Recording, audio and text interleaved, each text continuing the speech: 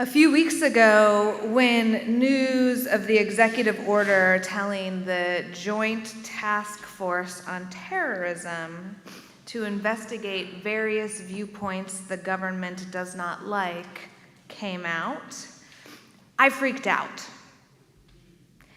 The NSPM-7 denounces anti-Americanism, anti-capitalism, and anti-Christianity as violent and requires the task force to investigate Antifa, which is not an organization but is just shorthand slang for opposition to fascism or anti-fascism. Given that I, as you are well aware, pretty regularly denounce fascism from this pulpit, I was scared. Of course, that is the intention of an order like this. It is intended to scare people who are resisting authoritarianism in the hopes that we will stop resisting. Don't worry about the end of this story, my friends. As you can tell by me preaching this sermon, I am not going quiet anytime soon. But in the moment when I read the executive order, and in my fear, I did text a friend seeking reassurance. Now, to be fair to my friend and to her reactions, I did not text the word, "I am scared," nor did I text, "Can you reassure me?" Instead, I texted 3 paragraphs that I copied and pasted from Heather Cox Richardson, and I expected my friend to then read those paragraphs, infer my needs, and respond with reassurance. To no one's surprise, she did not do that. Instead, my friend texted me back that she couldn't do politics right now and just wanted to have fun.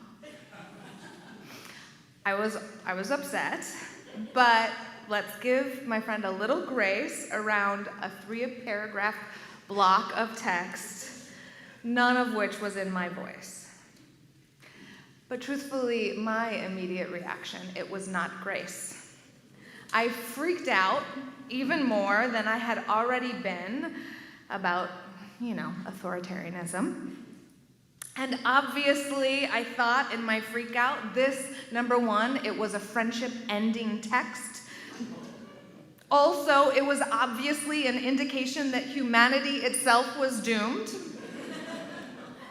And that no one cared about the trajectory of authoritarian dissent, and that I would be arrested, and even my loved ones would just go about their business having fun. So, you see the slippery slope of my own fear in my own mind. But, dear congregants, worry not, this is not the end of the story.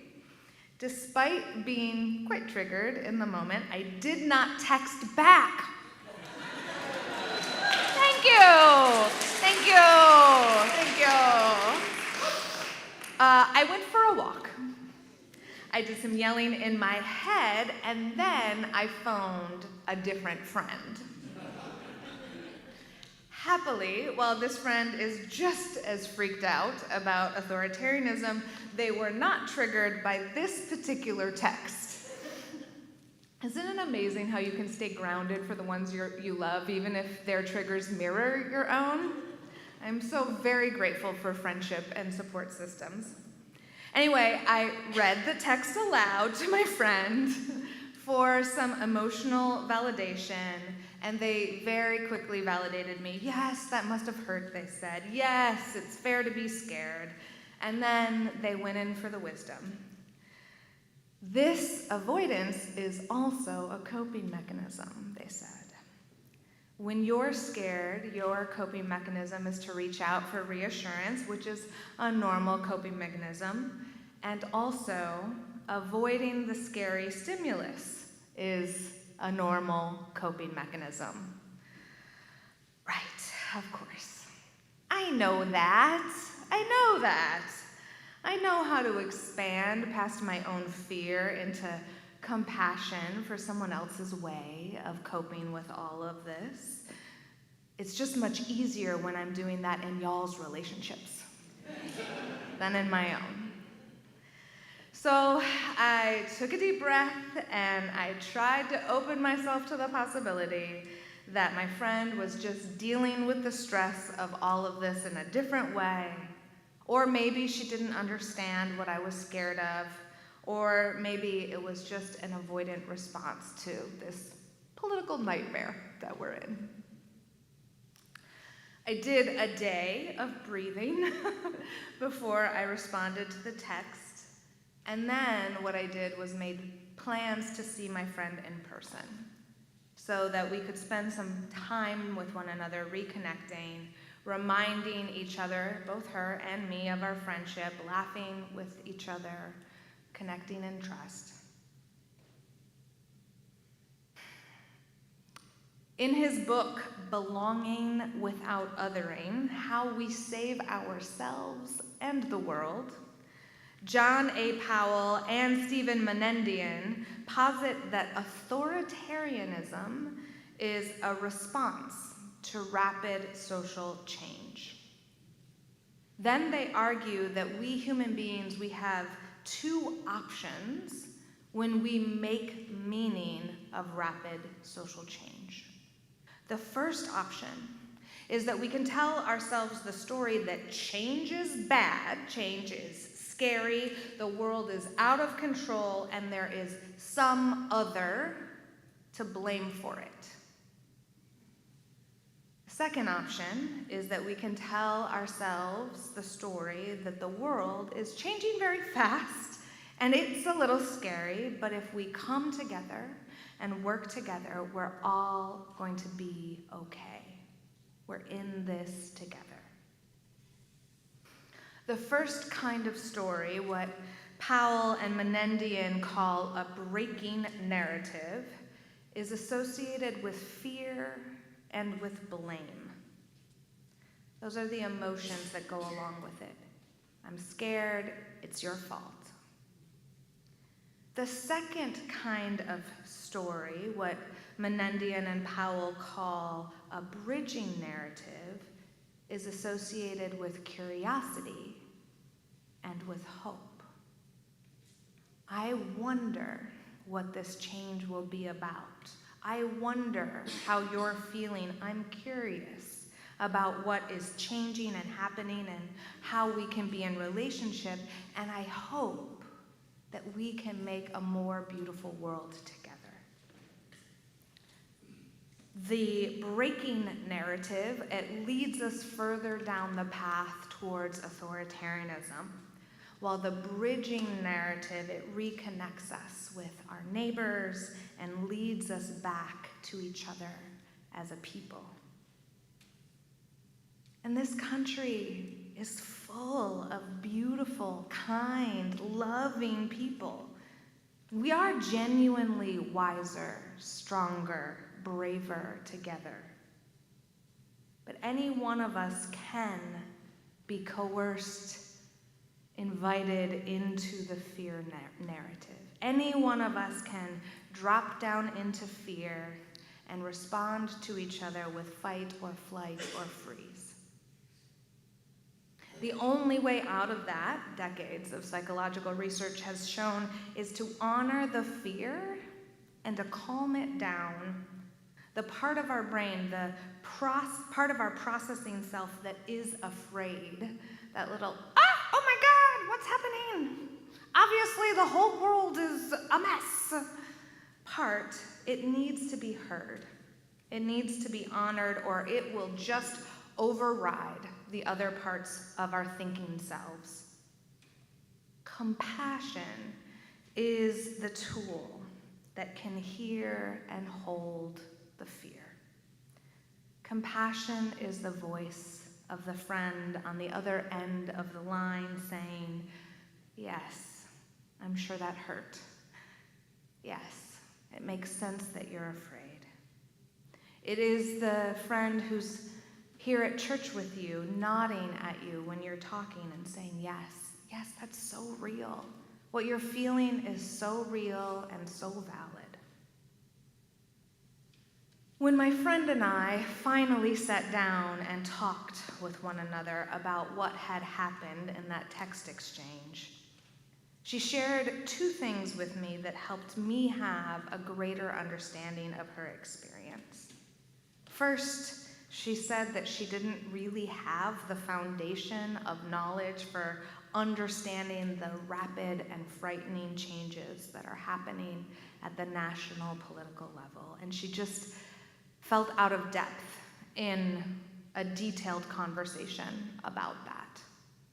And second, she shared that after experiencing some pretty serious loss and trauma in her personal life, live for today, be present, have fun in the moment, had become her coping mechanism as a way to be grateful in this present moment, even in the face of loss, in the face of death, in the face of real threat, real danger. And that is a beautiful and important perspective to hold in the work that we do for a better world. It is a beautiful and important gift to worriers in that work like me. At the Pastoral Care Associates retreat at church last week, our PCAs, as we call them, Pastoral Care Associates, sharpened their compassion and understanding skills. Pastoral Care Associates are the trained listeners in our congregation. They support you when you are going through difficult times. So last week at the retreat, the PCAs strengthened their muscles around caring across differences, particularly differences of culture, and how to deepen our understanding of one another when we're listening and caring and supporting one another across differences. The practice of listening with care, listening with the intent to understand and connect, it develops our compassion. It develops our cultural humility. The reality of this world is that we are never, ever going to know everything about another person's experience or all the ways that their life and their culture has shaped their perspective, their understanding of the world. The good news is that we can practice. We can practice listening with care. We can learn how differences affect people that we care about. And then we can use compassion to act, to change the circumstances causing harm. There are many different coping mechanisms people are employing in this moment to deal with the nightmare that the United States is in the middle of a slide towards authoritarianism. There are political scholars who are saying right now that the United States is no longer a democracy. That is very scary. All of your feelings are valid. It makes sense to be afraid right now. It makes sense to have that part of our brains activated. Your coping mechanisms are also valid. And we need to recognize that so many different factors shape different people's coping mechanisms, from privilege to culture, to individual life experiences and responses to those experiences. In our practice of compassion, the work is to meet people where they are, where you are, every single one of you, and to honor the reality that has led you to this moment and your choices. We need everyone in this fight against authoritarianism. We need every single person to get involved at some level. And in order to get there, we have to understand one another and our natural, human, person-specific responses to what is happening. Organizing to make change, to build movements. It is all about relationships. Not about information, loved ones, but relationships of trust and care and understanding. The Social Justice Council has this conversation every single year. People do not change their minds or their behavior because you give them more information. It might seem like they should. If people just knew better, they would do better. But actually, that is not the way most people work. I know it is the way some of you work. And I love that about you. I really do. It is wonderful. You are ethical people. You are information-based people. But it is also not the norm. Most people change through relationship. They change because someone they love listened to them and met them where they were, in what they were feeling in their own life experiences. They change because someone they trust invited them into a deeper assessment of their own self-interest in this moment. They change because someone they are connected to showed them a way that they could be involved that is safe and doable in their life circumstances. We do need every single person in this fight. And that also means every single fighter fighting from their own location. It doesn't mean all of it needs to look the same. It's not all protest and getting on the streets, even though it was a delight to see you all yesterday.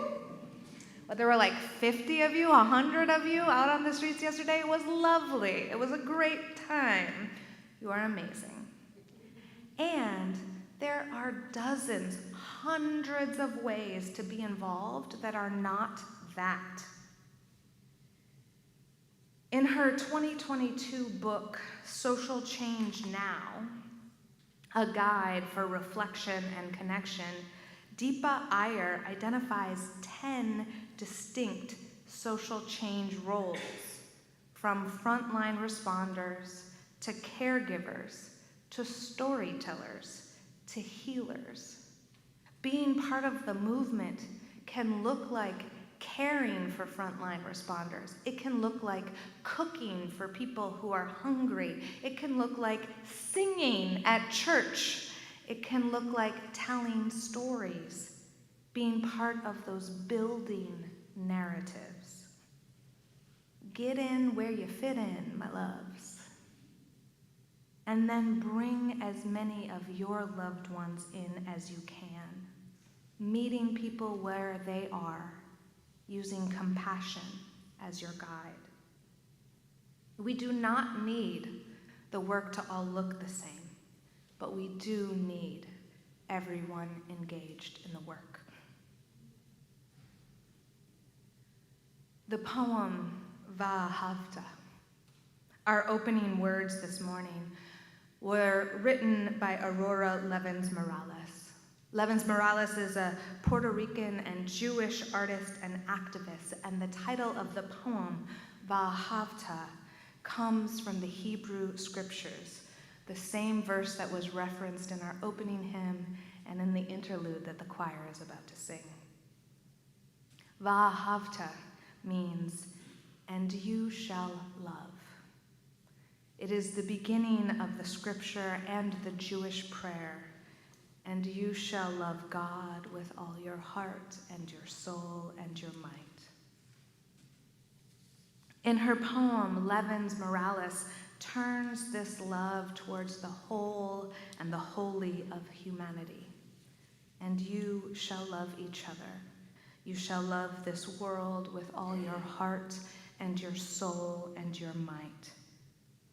That is what loving the holy means. It means loving each other because we are the flecks of the holy shining in this world, and altogether we have more life than the deathmongers, more love than the fearmongers. They may make money off of death, make billions off of fear, and try to turn us against one another. But as our love grows, so too do our hearts, filled with compassion, big enough to encompass the truth of that text. We are one.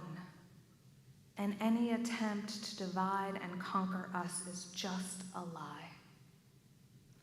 We are one. And when we rise up and when we lie down, when we go out and when we return, we whisper the words, another world is possible. Not only possible, but true, alive now, beginning and beating in the power of our own blood and bones, in the strength of our hearts, to feel that compassion and understanding, thereby calming down the fear and moving beyond it to a love that is greater than the divisive lies, a love that is greater even than the billionaires' lives, that they are separate from us because we are all one. And in this moment that each of us was made for, we are teaching and learning that lesson again and again and again. In the loving practice of compassion that is our power, may we keep moving together towards more beauty and more harmony in the truth that we are one. May it be so.